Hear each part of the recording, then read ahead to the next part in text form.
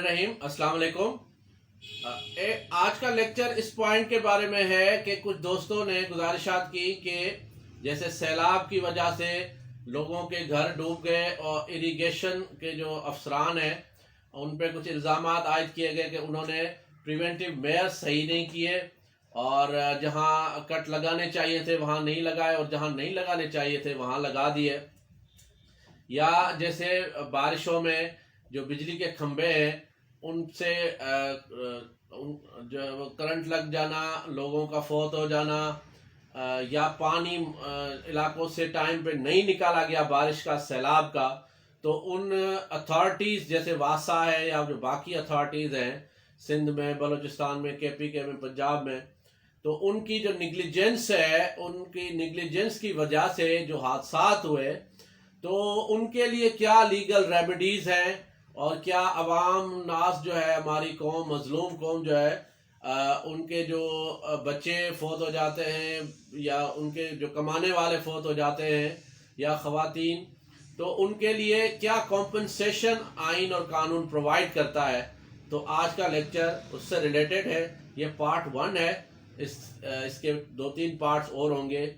आज डिस्कशन होगी फेटल accidents act 1855 पे कि इसके थ्रू अगर एक्सीडेंट हो जाते हैं तो जो इदारा जिम्मेदार है या कोई प्राइवेट कंपनी जिम्मेदार है या कोई शख्स जिम्मेदार है, इंडिविजुअल, तो उनके खिलाफ कैसे केसेस दायर किए जाए और पैसे कैसे रिकवर किए जाए। My name is Ghulam Sajjad Gopang. I am MBA finance first position holder from IBA university of Sindh Jamshoro. I am LLB first position holder from Qazi Azam Law College, Nawab Shah, Sindh. I am the first advocate Supreme Court in the history of Nawab Shah Bar Association, and I am the youngest advocate in the history of Supreme Court of Pakistan. I am practicing mainly at Supreme Court Islamabad, having more than 1000 cases at Supreme Court and more than 100 cases reported in P&D law books of Pakistan.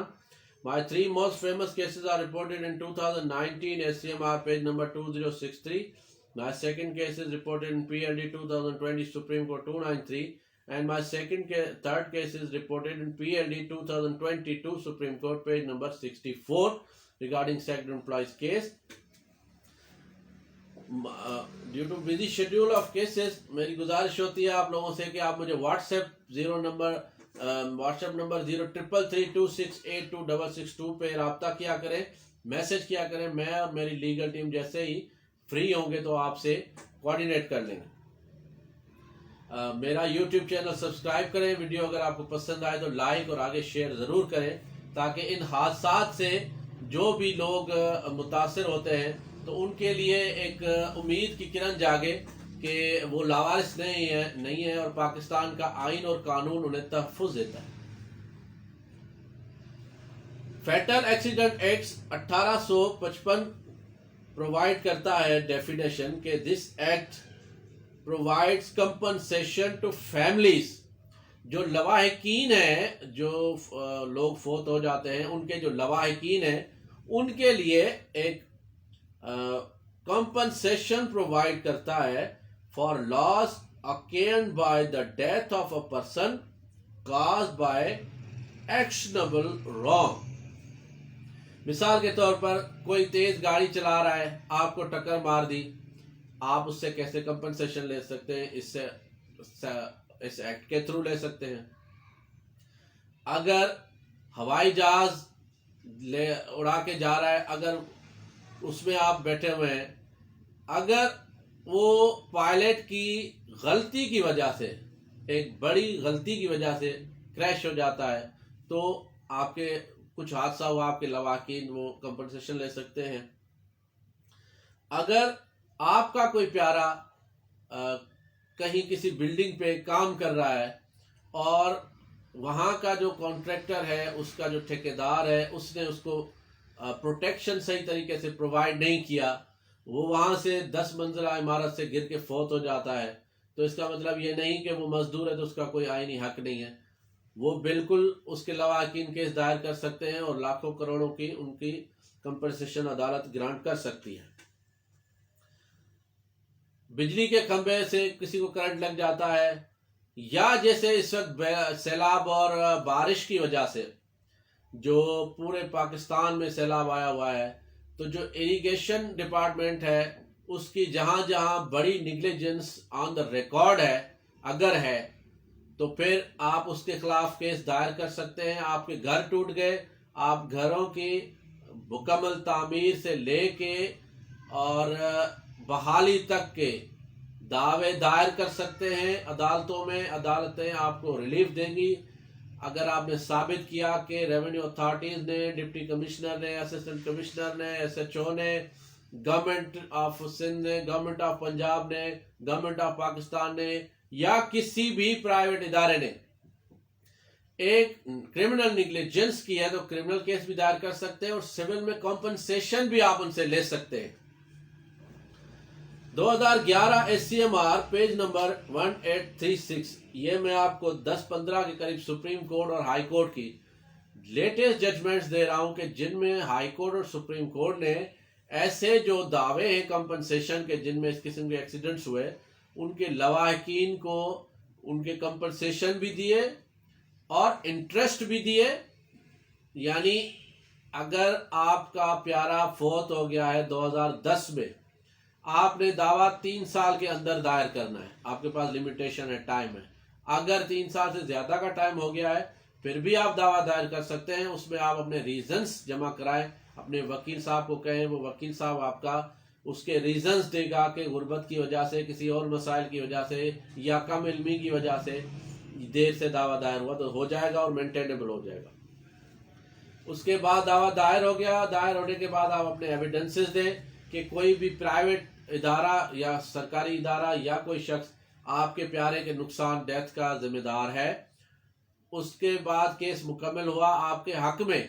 अगर फैसला आ जाता है कि आपको 10 लाख रुपए दिए जाए और वो फैसला आ गया 2015 में, इस वक्त 2022 चल रहा है, तो 2015 में अगर 10 लाख आपको कंपनसेशन दिया गया तो फिर 2010 यानी डेट ऑफ डिक्री से लेके डेट ऑफ पेमेंट तक, क्योंकि हो सकता है इदारा हाई कोर्ट में अपील करे, सुप्रीम कोर्ट में करे, उसमें 10-20 साल भी लग जाए। जितने साल होंगे उतना पीरियड का जो इंटरेस्ट है वो भी उनको अदा करना है। यानी अगर 10% है या 20% तक भी इंटरेस्ट जा सकता है। अगर आपका 10 लाख बनता है तो अगर 20% के हिसाब से आपके 2 लाख रुपए हर साल उस पर बढ़ते रहते हैं, तो फिर वो 2022 में फिर आपका 10 लाख, 15-20 लाख या इससे ऊपर का बन जाता है। फिर एक जजमेंट सुप्रीम कोर्ट की ऐसी भी आई कि जो महंगाई इस वक्त मुल्क में है, उस महंगाई का भी एक ग्राउंड बनता है कि उसके इंटरेस्ट में एडिशनल कंपनसेशन भी दिया जाए। 2011 SCMR पेज नंबर 1836 फरमाती है कि high court rightly held railway to be liable to pay compensation and damages to the plaintiff.